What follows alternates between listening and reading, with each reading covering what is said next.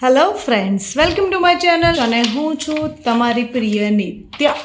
તમને એમ થશે કે મેડમ આ પેપર સાથે શું કરી રહ્યા છે?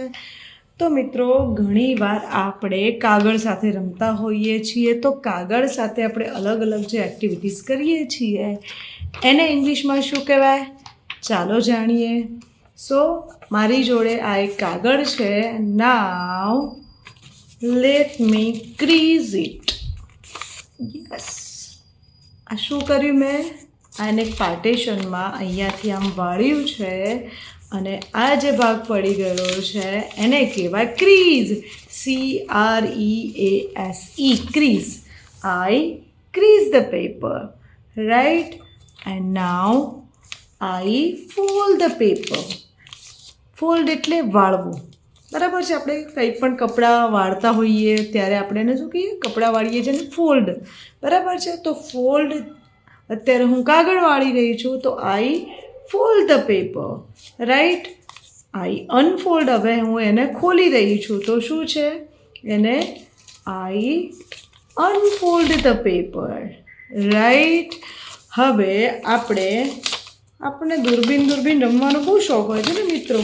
તો now let me roll up the paper. હવે હું આને આવું રાઉન્ડ વાળી દઉં છું. Okay, I can see you.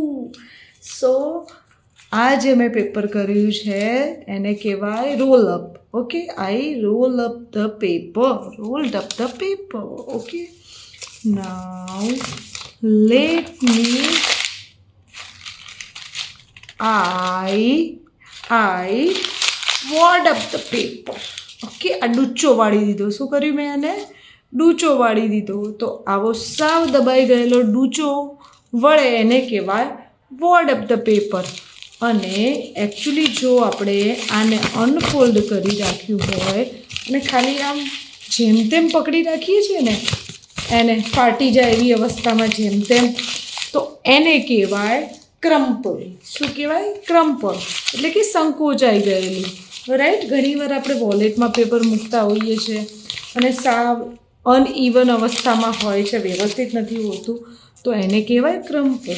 પણ આપણે જ્યારે એને સાવ આવો ડૂચો વાળી દઈએ છીએ ને, તો એને કહેવાય WADUP, એટલે કે વોટ અપ.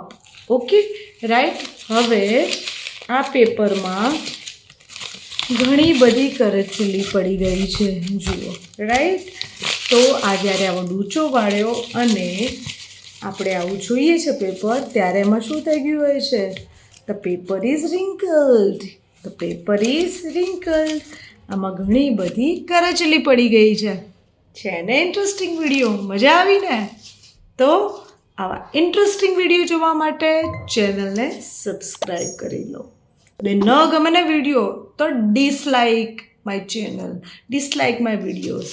Okay, by.